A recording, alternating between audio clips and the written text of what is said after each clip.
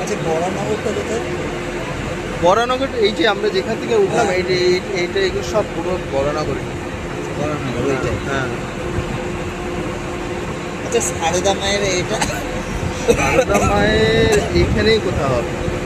এইখানে, এই বাড়ি আছে। আচ্ছা, তাহলে আমি ঠিক বুঝতে পারছি না। লিগুড়ে সোজা সুজি বলে। আচ্ছা এটা কি আর বেশ মানে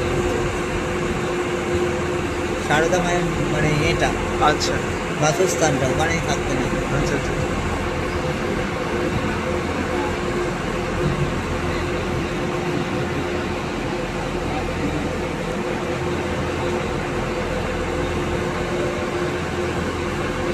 চেঞ্জ হয়ে গেছে অনেক রাস্তাঘাট। আমার সেই পুরনো কলকাতাটাই পছন্দ। হ্যাঁ, সত্যিই তাই। এই মডার্নাইজেশন হচ্ছে, অনেক উন্নতি হচ্ছে, কিন্তু ভালো লাগছে না সেগুলো। হ্যাঁ,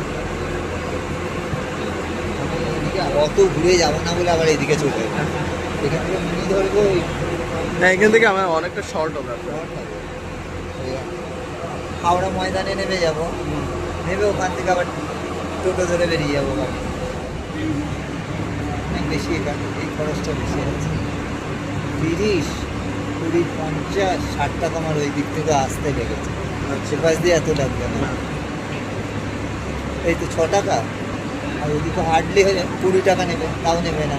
হাওড়া অব্দি যেতে অত নেবে না। না না, অত নেবে না। ধর্মতলা 20 নেয়, 15 নিয়ে খুঁজছে, 20 হয়ে গেল এখানে ধরছে, 20 ওখান থেকে 10, 30-এ চলে যাবে।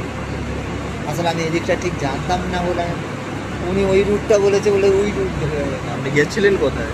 আমি এই কুদঘাটের এখানে এক ভদ্রলোকের সামনেই ওই যে আপনি তো ভিক্টোরিয়া এই- স্কুলটা আছে, হ্যাঁ হ্যাঁ। তার উল্টো দিকে ওনার অ্যাপার্টমেন্ট।